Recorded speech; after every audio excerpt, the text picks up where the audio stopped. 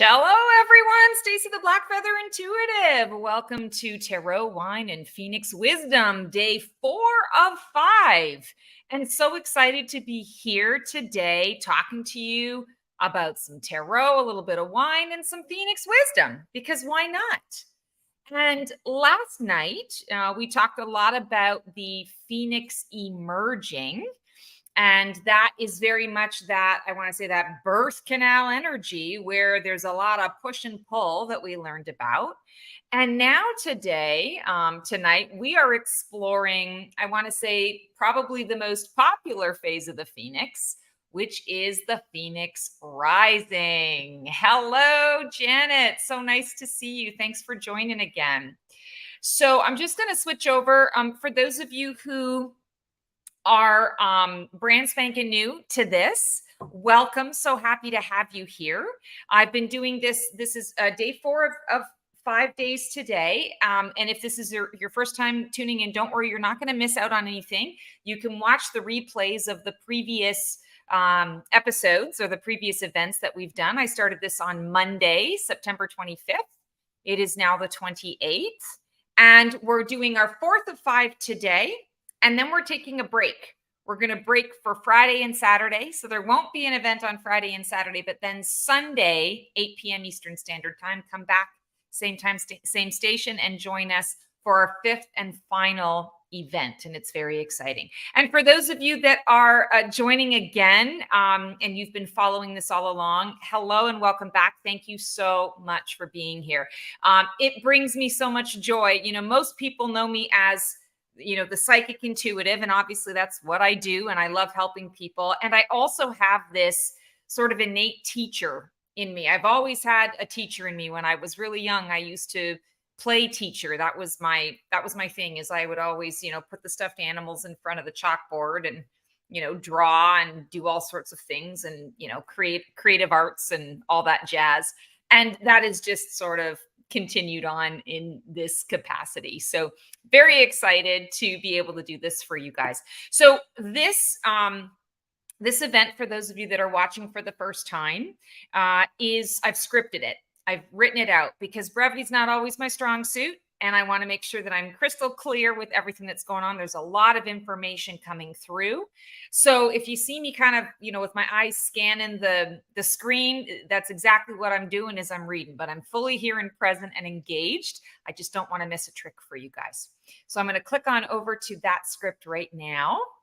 And let's get into talking about 3 of my favorite things. So last night, as I said before, we learned about the Phoenix emerging phase and enjoyed exploring a red Syrah or Shiraz and a white Riesling as supportive energies to embody the Judgment card in Tarot. Over the next 2 sessions, we're going to continue with the Phoenix journey, learning about why it is truly such a powerful mascot for our humanity, especially in the chaos and disruption of the world right now.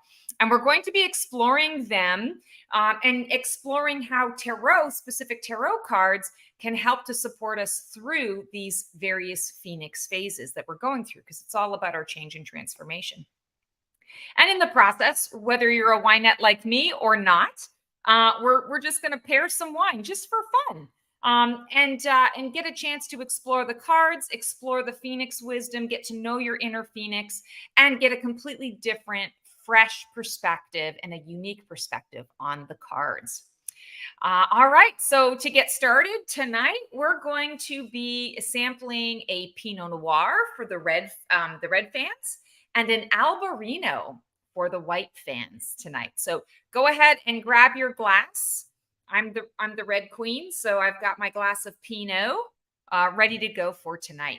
So really quickly, what's the deal with the Phoenix?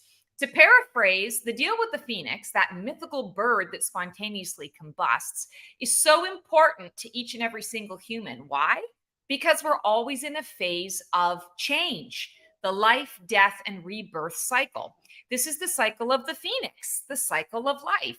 It is the key to our self-awareness and ascension.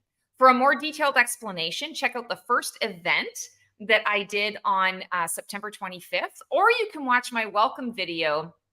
I'm sorry, it's called my rising out of the ashes video actually on YouTube. I forgot to shift that in my script. But you can watch that on my YouTube channel as well. And it gives a really descriptive explanation of the phoenix and all the different phases of the phoenix. So it's really cool. For tonight's purposes, here is how I understand transformation. There are 5 phases of the phoenix. We've gone through the burning phase, the growing phase. Last night was the emerging phase. And now tonight is the rising phase. And then we have one final phase, which is the soaring phase. And tonight we're talking about phoenix rising. So here we go. The phoenix rising, this is the phoenix out of the effort of the birth canal. New baby bird, wings wet, ready to take on the world. There is finally a clear vision, excitement at the new potentials and possibilities being presented, and a reclamation of life as an adventure. Trust in the process and wonder at the new challenges and pathways available is felt. It's visceral. This is rebirth. You are refreshed and renewed, a blank slate, ready to explore new possibilities. Your vision, as I said, is clear, and there is enthusiasm for the new challenges. You are happy to collaborate or to go out on your own to see what awaits, and you feel confident in your ability to succeed. You believe in the inherent good in all people, places, and things, and you are eager to contribute. You feel alive. Excitement, confidence, anticipation, all of these things can be commonly experienced during this phoenix rising phase. As you shake the wet from your new wings, take time to consider the plan for your first adventure. So I like to say that that new baby bird, wings wet, ready to take on the world is kind of like when you come out of the birth canal, you're looking at all of the different possibilities and you see the world and you say, oh my God, everything is my oyster. I can try a little bit of this and I can try a little bit of this and let me try this on. It's kind of like a big new makeover. And I like to say you can try on a number of different coats on for size because the old version of you no longer exists. Been there, done that, and bought the t-shirt. What is this new version of you becoming? Who is this new version of you? And this is the opportunity for you to start to try different things on and see what floats your boat. How do you practice self-care for yourself in this phase of the phoenix? Things that used to fill your love cup back in the past may not fill your love cup in the same way now. I always like to joke about the different coats that you get to try on. Maybe in your, previous existence, you were anti-animal print. And all of a sudden you see this adorable coat that is just, super cool. And it happens to have animal print on it. And you go, well, you know what? Let me try it on for size. Let me see how it feels. So in this phase, everything is at your disposal. You get to try on those hats, those coats. You're trying on new styles and colors and sizes because, again, you're learning. You're getting to know this new version of yourself. What is the capacity of this new me? And what are the potentials available to me at this time? So the Phoenix arising allows you to be kind of like a teenager where everything is sort of new and exciting and wonderful, and you're not yet fully jaded by the world, and you've got energy and support and inspiration to be able to move forward. It's a time of experimentation. So the tarot card for this phase is the Fool card. And this is the very first card in the major arcana. The number on it is a 0. And why is it a 0? Because it's pure potential. The pure potential for a Fool card, or the pure potential of anything, I want to say to you, it's awesome and wonderful, and it's a nothing burger unless you actually put some action behind it. But it is that fresh start and that new beginning. So you're packing light and you're up for anything. This archetype embodies Phoenix rising perfectly. Optimism and openness for a new adventure, some innocence, and a little naivete. The Fool says, it's time to learn this new me. Everything is a possibility. Let me try new things and see what fits. Idealism and a sense of trust in the goodness of the world and in people makes this card the ideal teenager, fresh out of high school or college, ready to take on the world. They are willing to take a blind leap of faith. Of course, this card can also represent a lack of experience and the need to have a willingness to learn new things. Hubris and leaping too soon or leaping unprepared can cause this journey to be a rocky, steep climb. But ultimately, when we're looking at the Fool card here, we can see he is packing light. You know, he's just got this tiny little satchel with him, and he's got his trusty little dog. So it's indicating here that the Fool's journey, while it's a brand new adventure, he's not doing it alone. Spirit, anything that's white in the cards typically represents source, spirit energy. And so the little dog is representing his trusty companion, his spirit that is going along for the journey. And you can see here he's standing on a cliff and he's looking up. He's not paying attention to where he's stepping, and he's pretty happy about it. The sun is shining. Sun is the light of truth. It's also the light of joy and happiness, and it allows you to see everything that you need to see. So you can see that he's confident in this next step. And I like to say this is kind of the journey where you're standing on the edge of the cliff and maybe your fear is going, oh my God, like I did all the things right. Why am I here? And Source says, well, I'm not bringing you here to push you off the cliff. We didn't do all that work just to push you off. We brought you here so that you could see all the places you can go and grow. This is your, this is your next steps. What will you choose? You can choose any and all of these options. It's just a matter of what will you choose. So this is the traditional Rider-Waite-Smith version of the tarot. I'm sorry, of the Fool. And then I've got several other options. And I'm going to just take a quick minute to kind of point out a couple of highlights, and then I'll continue with the tasting. But this Fool card is also one of my absolute favorites. And this is from the Lightseers Tarot by Chris Ann.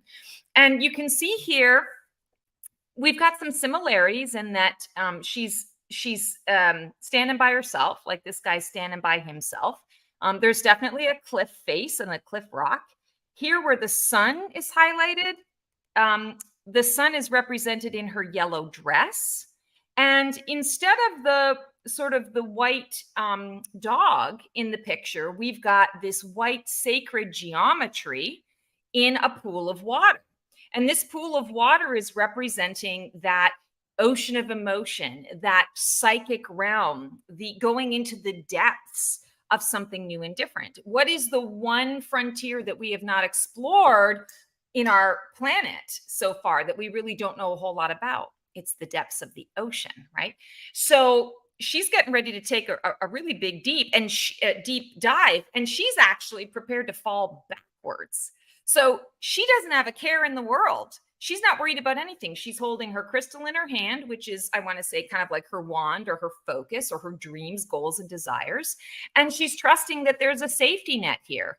So she's just going, she's like, yeah, let's do this. Let's totally do this. I want to learn about myself. I want to be carefree. Let's take this journey and see where it takes us. In this particular depiction, I'm just going to point out that he's on one foot. So he's playing the trumpet. He's announcing to the world, hey, world, I've arrived.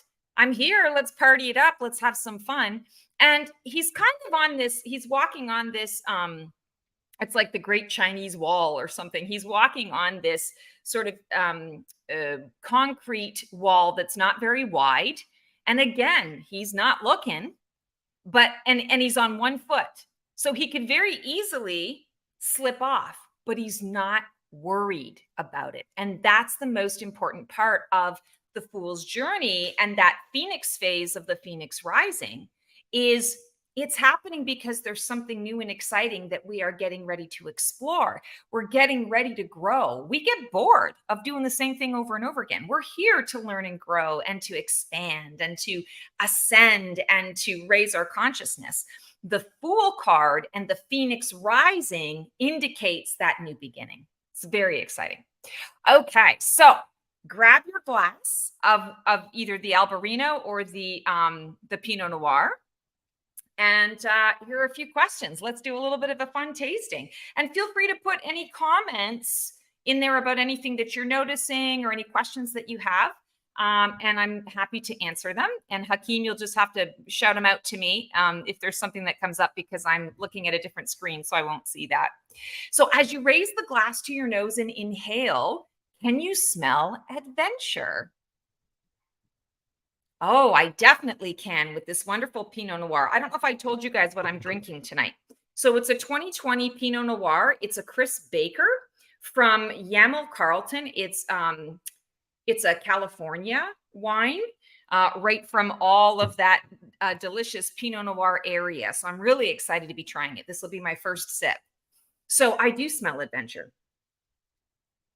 I'm feeling a little bit of the alcohol that's hitting my nose at first, but I'm really feeling into what I keep sort of seeing in my mind's eye is this wonderful field of berries, fresh picked. I feel like fresh picked raspberries, fresh picked blackberries in there.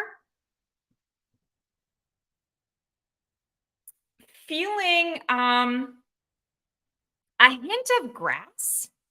And grass is interesting because when we think of grass, there's abundance, there's a lot of growth. And grass goes through a lot of interesting iterations of itself. You know, like it dies off in the winter and you think it's never going to come back, but it does. It just sort of goes dormant and it comes back. And in some places, it comes back thicker and fuller. In other places, it's a little more sparse. It can be really soft and lush and pliant, or it can be kind of scratchy. So I feel like it's almost like you're not always really sure what you're going to get with grass, and it depends on how you're nurturing it. So I'm definitely smelling a new adventure. Are you smelling youthful desire? I do smell a sense of it's like refreshing, I guess is how I would put it. There's like a little hint or a little note of sort of a refreshing burst. And I think that is kind of a youthful desire is it everything because everything is new, it is refreshing. If you've ever, been around a teenager, I used to teach teenagers all the time. If you've ever been around a teenager when they're exploring or they're discovering something for the first time, and all of a sudden it clicks or it works, their eyes go wide and they're like, oh my God, I did that. I just did that. That's amazing. I did that. There's almost like there's shock, but there's also pride in, oh my God, I can do these things. I am powerful, or I do have this ability. And I surprised even myself. So I don't know if that's necessarily youthful desire, but I'm definitely feeling this energy of sort of like a refreshing burst that, oh my God, I can actually do it. So there's some energy in there. All right, can you smell a new path ahead?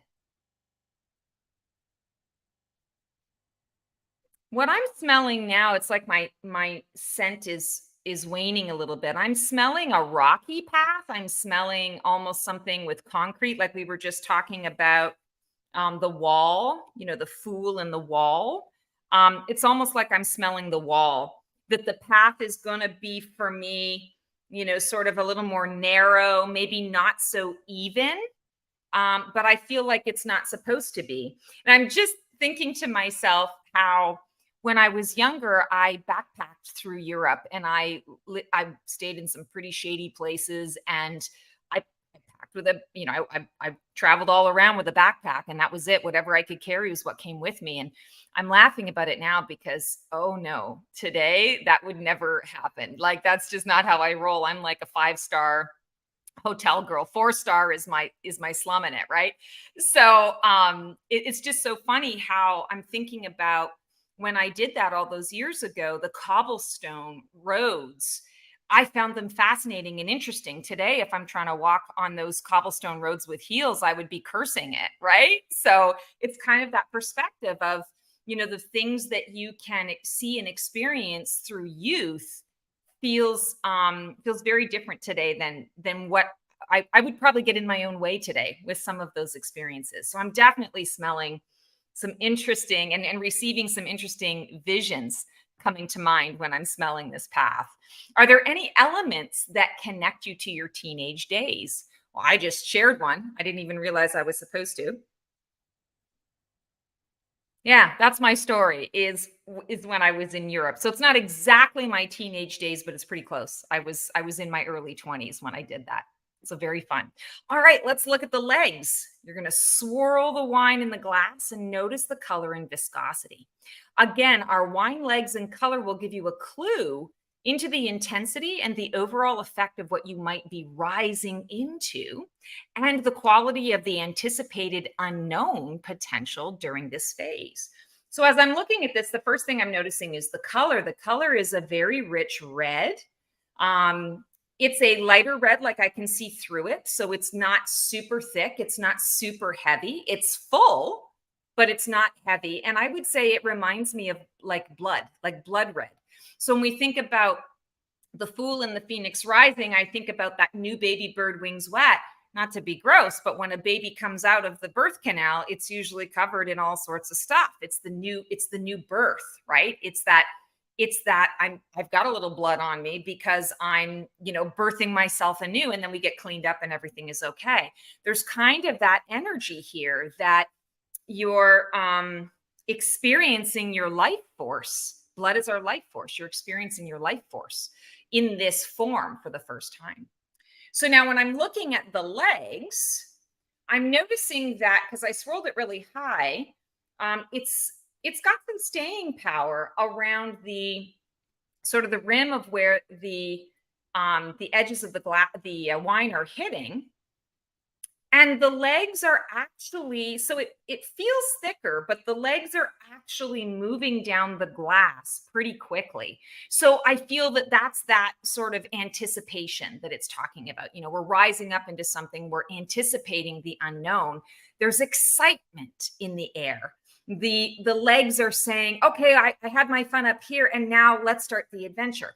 It also symbolizes, I feel like sometimes with the Phoenix Rising, we're new and we're exploring different things, and we might not 3 steps forward, 2 steps back, because that's the Phoenix emerging. But we can definitely be cautious. We can step into something and then say, "Ooh, maybe let me take a step back and just sort of evaluate what that is, because I've never done that before, and maybe I need a little more information." So I feel like that's kind of what the legs are telling me here is there's an excitement, there's an anticipation for sure. I'm up for the challenge, says the wine, but I also kind of want to run back home to a certain degree to what is comfortable so that I can then, really kind of move forward with confidence. So it's, yeah, I'm all in, and ooh, let me think about this. Again, a very teenager quality. I'm all in, I'm not thinking about it. I'm just going to dive in. And then when you're in it, you're like, okay, I got to figure this out because I wasn't anticipating this. And then as you get older, you think, whew, I would not do it quite in that way again. But yet you had that wonderful experience, right? So that's really important. All right, let's take a sip. What does uninhibited taste like?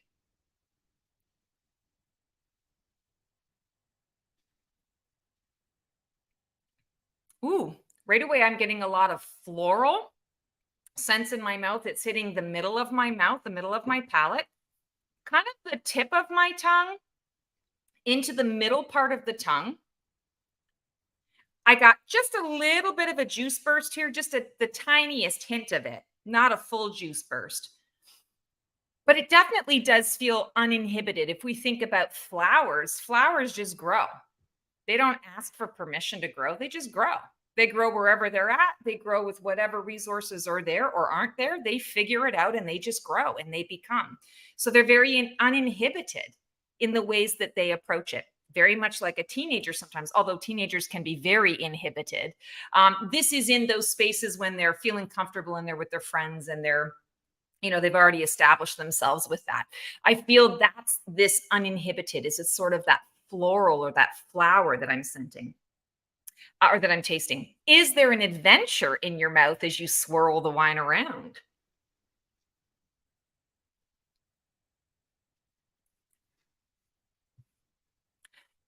So with this particular wine, there's like a cacophony of flavors. So I'm tasting the floral, but then I'm also tasting something that's a little heavier, a little more potent. I want to say a hint of tobacco. I want to say also like an earthier flavor. So there are a lot of different flavors that are going on, especially in that second sip. There's a lot that's going on, a lot that's happening.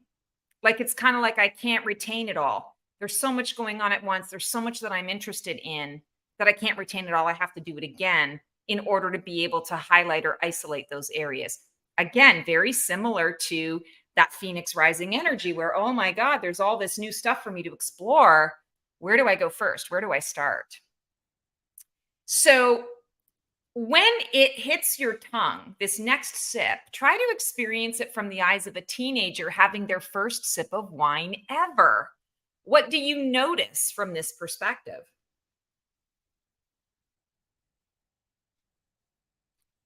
A little bit bitter, a little bit sweet. It's hitting the back of my throat. I feel like I want to cough. I'm feeling almost like, ooh, I'm doing something that I'm not supposed to do. So there's a little bit of taboo in here, which also I feel like brings out a bit of the rebel. And we can think about the fool a little bit in that rebellious energy, like especially with this card here. Like I said, she's getting ready to fall backwards into that pool without a care in the world. You'll notice all of these other fool cards that I will show you. None of them are falling backwards. So there's a sense of that rebel, that rebellious nature in there, and of course that's very teenager. Does the wine give you a sense of excitement? Yes. I already mentioned that. There's a lot of excitement in this. Is there a desire to learn more? Yes. Like I said, there are so many different flavors in this sip that I can't keep them all straight, and trying to sort of isolate them or find words for them requires me to experience more of it in order to be able to, I want to say, make an educated thought, about it, or to make an educated discernment about that. So that's really cool. All right, so the red wine pairing varietal that goes best with the fool is this Pinot Noir, and it is a perfect choice to represent new beginnings and new adventure. I'm going to show you some other examples of the fool here. It is a delicate and elegant red wine that embodies the freshness and the unknown of life. With its vibrant red fruit flavors and subtle earthiness and silky texture, Pinot Noir captures the essence of embarking on a new journey with excitement and curiosity. It is often said that Pinot Noir has hints of mushroom. Mushrooms grow out of the repurposed fertilizer of our past to provide new opportunities and growth. And there are many varietals of mushrooms, much like the various flavors found in Pinot. It also is known for complex mixes of cherries, raspberries, vanilla, and spices. The variety represents the fool's many new options and paths ahead of them to try on for size and see what strikes their fancy. It symbolizes also taking a blind leap of faith into unexplored territories, just like the wine itself, which can offer unexpected surprises and discoveries with every sip. It has a light and youthful texture and body with clarity throughout the color, hinting at a chapter yet written, a life unjaded. We already talked about that. So now for those of you who are drinking the white wine varietal, this is the Albarino. And let me talk to you a little bit about the Albarino. It represents more of the aspects of that blind leap of faith, sort of an idealistic or a pie in the sky kind of approach to life, as well as that Phoenix rising.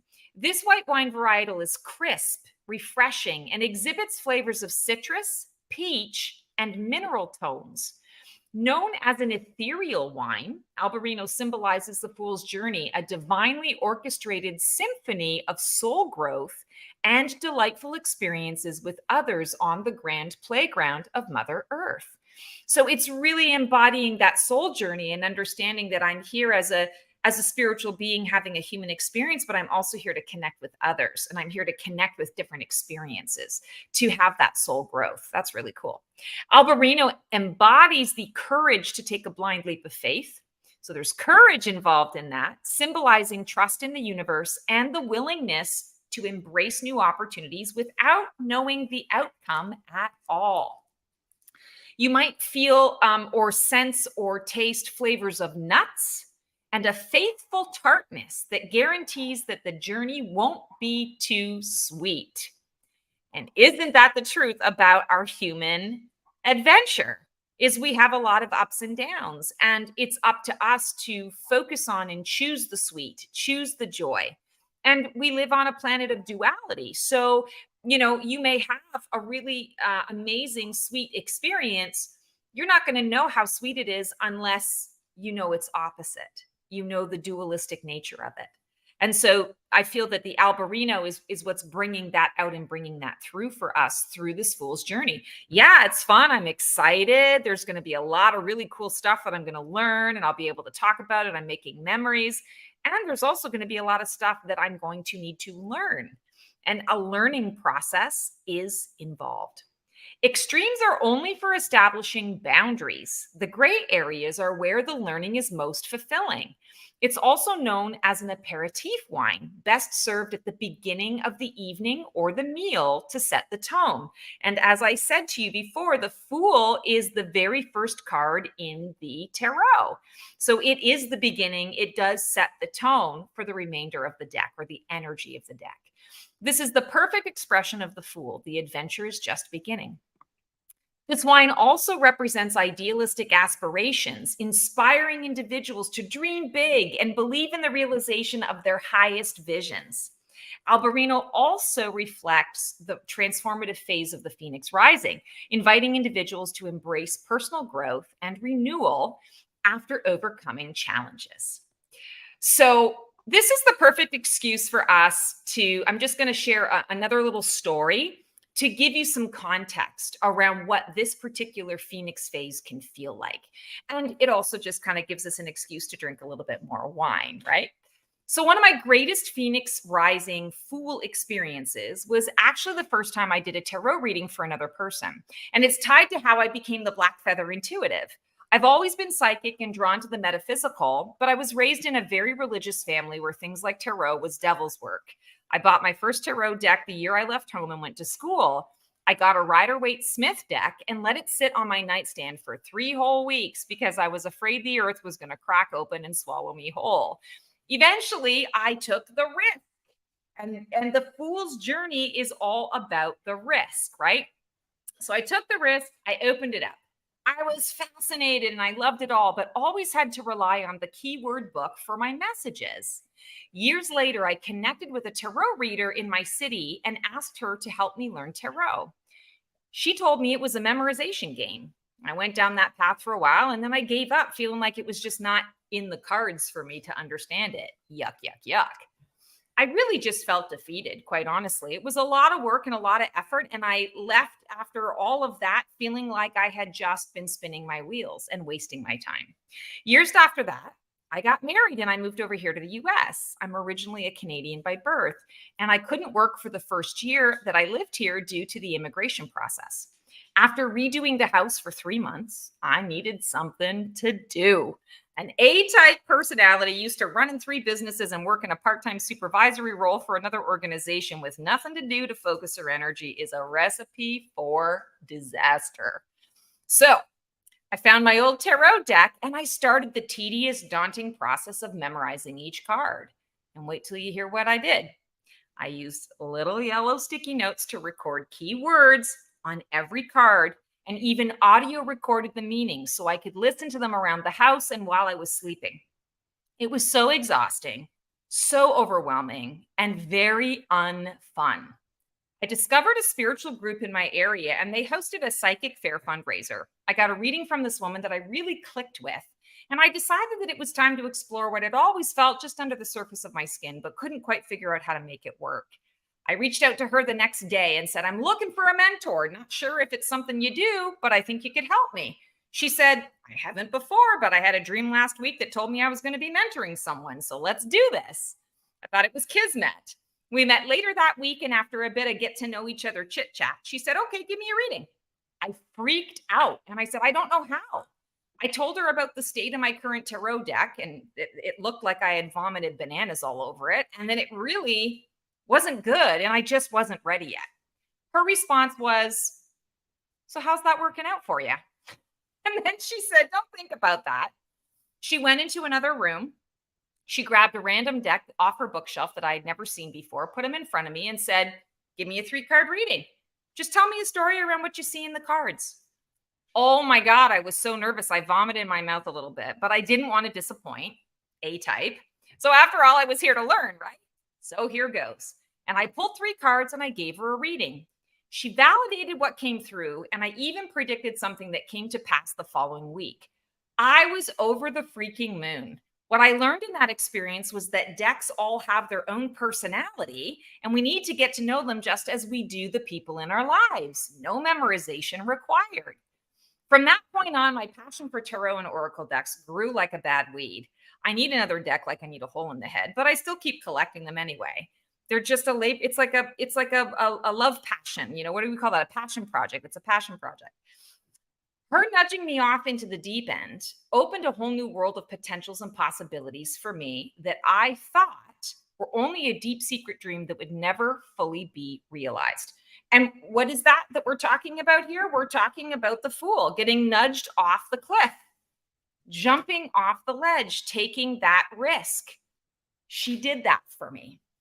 She pushed me out of the phoenix emerging and onto my tarot journey and into that phoenix rising phase. New baby bird, wings ready to take on the world.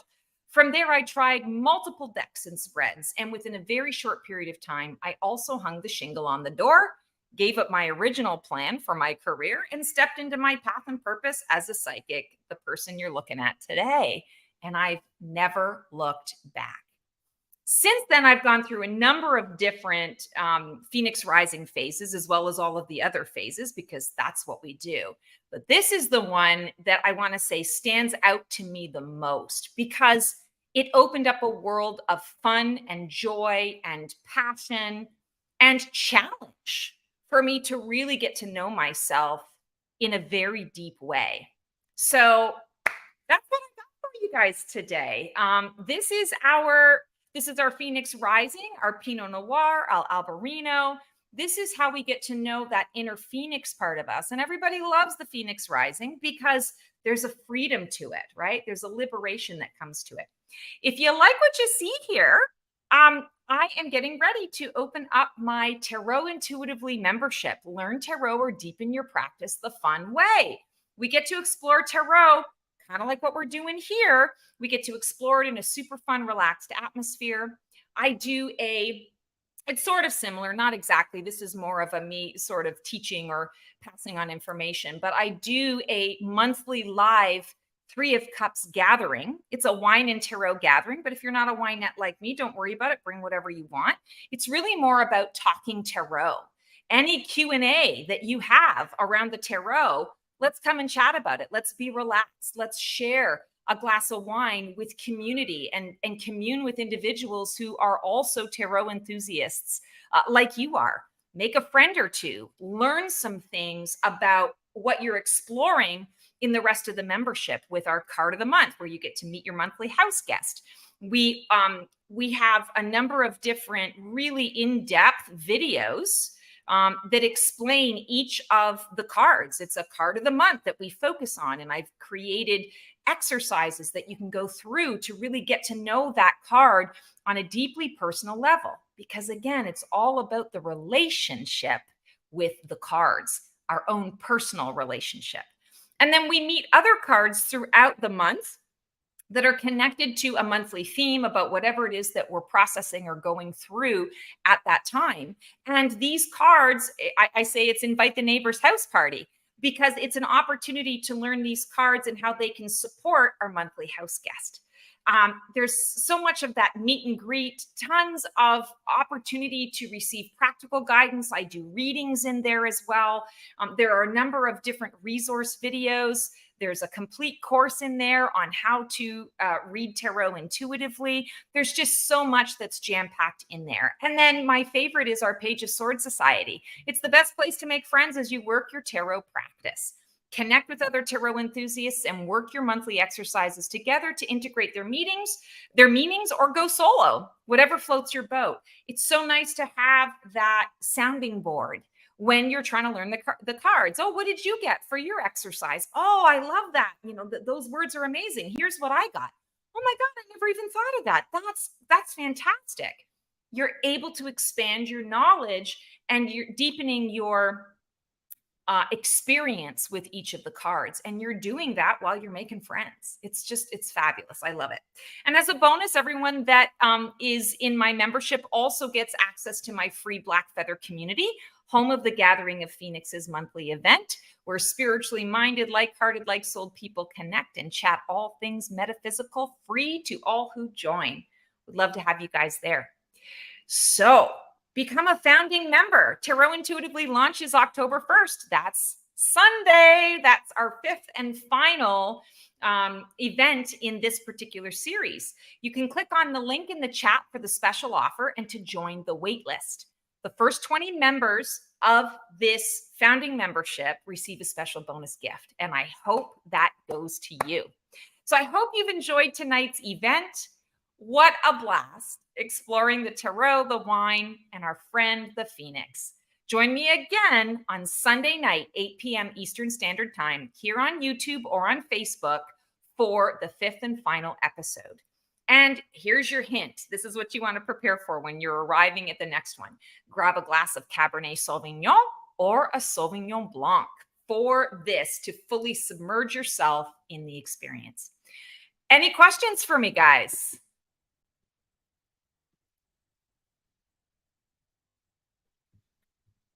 So what is the wine for tomorrow? Awesome, Ragu. So Cabernet Sauvignon or Sauvignon Blanc. I'm just checking out the feed here. Yes, Brooke, thank you. You and I know there will never be animal print in your closet, no matter how much that Phoenix is rising. That's so true. I'm really not an animal print person. This is angel wings that I'm wearing today. This is about as close as it gets. Yes, thank you, Brooke, for bringing that up. The membership is $18.88. So it's extremely affordable, and you get so much. You get so much content. You get so much video stuff. You get so much interaction. There's just a wealth of stuff in there. So really looking forward to checking that out. Oh, thank you, RC. I always get nervous when I'm telling stories about myself that I might be boring the crap out of people, but thank you for that. That makes me feel a little bit better that it's helpful. So I think that is it for our questions. I'm having a hard time seeing through my feed here. Let me just make sure that I've got everything connected. I don't want to miss anyone. Just thank you, everyone who has signed up to watch live today. Just so grateful for your presence and your energy, and sending love to everyone who was not able to attend live, but is anxiously awaiting with bated breath the replay of this. I'm just really touched and honored to be able to connect in this way. So I hope you've had a lot of fun. And yes, Brooke, wine for Sunday, Cabernet Sauvignon or the Sauvignon Blanc. Thank you so much, guys, for tuning in. I'm sending everyone so much love. Click on that link to join the wait list. There's going to be something going out soon around it. And I can't wait to connect on Sunday. Take care, guys. See you later.